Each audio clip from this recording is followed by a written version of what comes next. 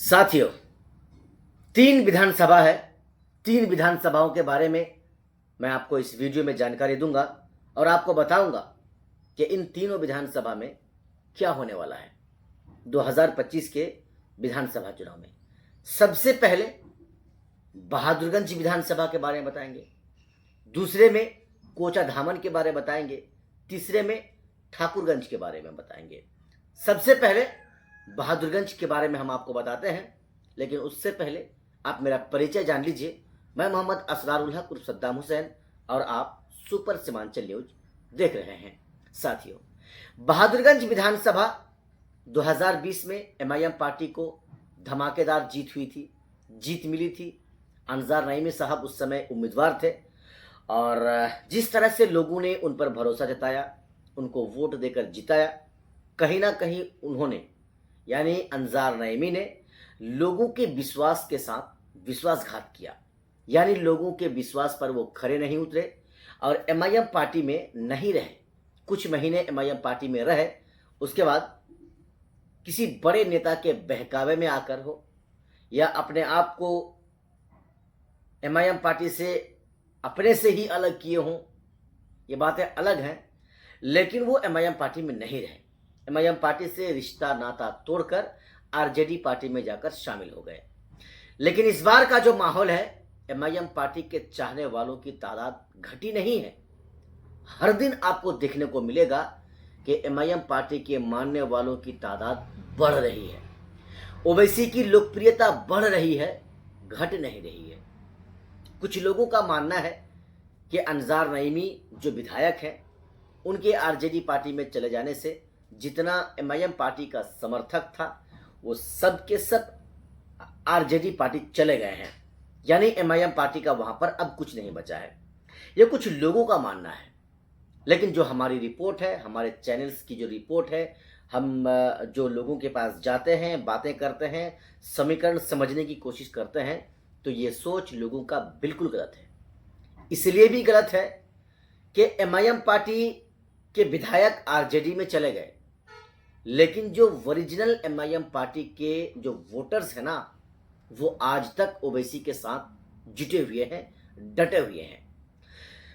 By the way, विधायक जी का जो कुछ कार्यकर्ता है, जो उनके खास करीबी होंगे, खास रिश्तेदार होंगे, वो उनके साथ जा सकते हैं, इसमें कोई शक नहीं है।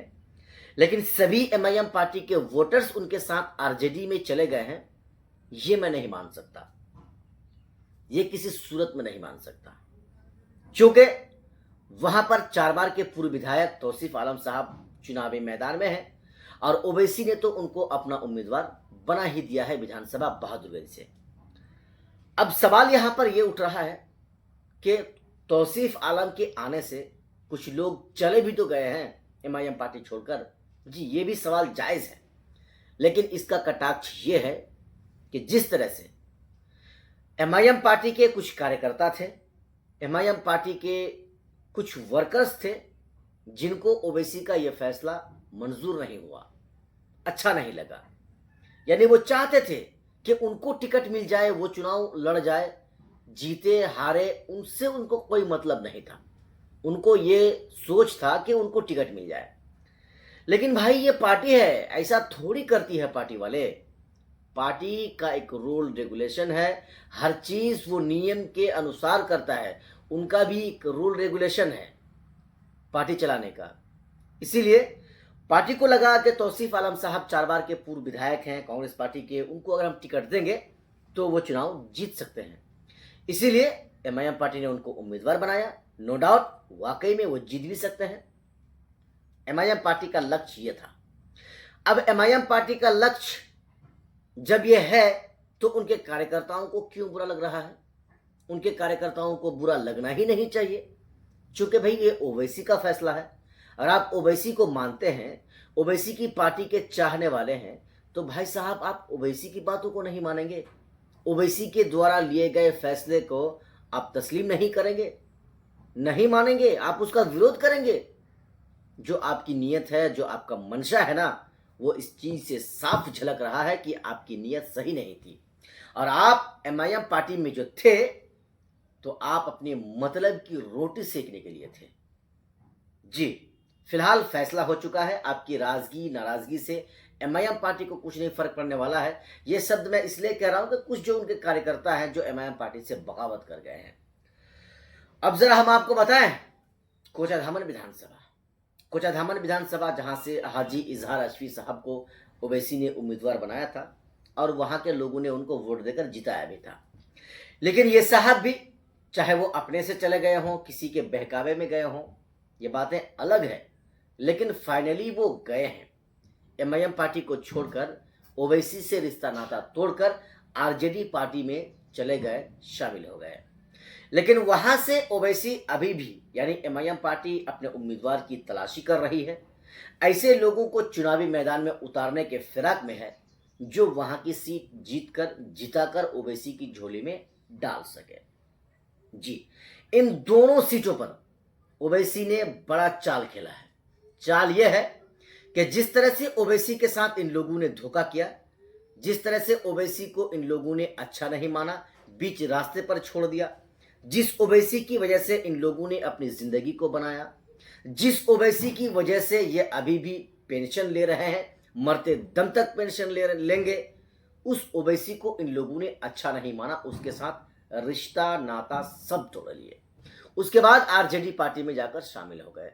सवाल अब उठ ये रहा है कि ओवैसी वहां पर भी ऐसे उम्मीदवार की तलाशी कर रहे हैं, एमआईएम वाले ऐसे चेहरे को निकाल रहे हैं, खोज रहे हैं, छानबीन कर रहे हैं जो वहां पर आरजेडी को मात दे सके, हरा सके।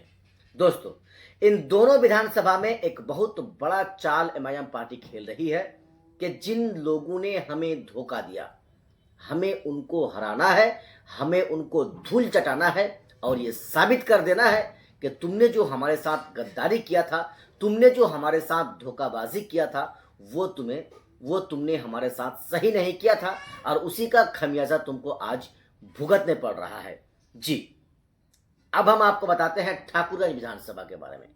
ठाकुरगंज विधानसभा में ओवैसी के उम्मीदवार हाफिज महबूब साहब को 2020 में 18,000 के आसपास वोट मिला था। लेकिन वोटिंग परसेंटेज जब आप देखेंगे 2024 में जब लोकसभा का चुनाव हुआ तो ठाकुरगंज विधानसभा के लोगों ने अख्तर ईमान को 53,000 वोट दिया।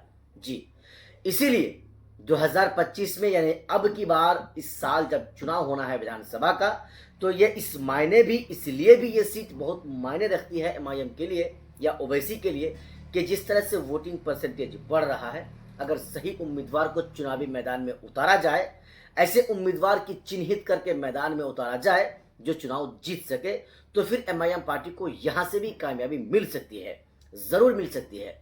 जी दोस्तों, आप ओवैसी के चाहने वाले हैं, एमआईएम के चाहने वाले हैं, आरजेडी के चाहने वाले हैं, जदयू के चाहने वाले हैं, या फिर आप बीजेपी के चाहने वाले हैं, किसके चाहने वाले हैं? आप जिसके भी चाहने वाले हैं, आप जरूर हमें बताएं कि हमने जो आंकड़े आपको बताया, जो एक समीकरण आपको बताया, वो कैसा बताया, वो आपको कैसा लगा। आप हमें हमारे इस वीडियो के नीचे कमेंट बॉक्स में कमेंट करके अपनी राय हमें जरूर बताएं।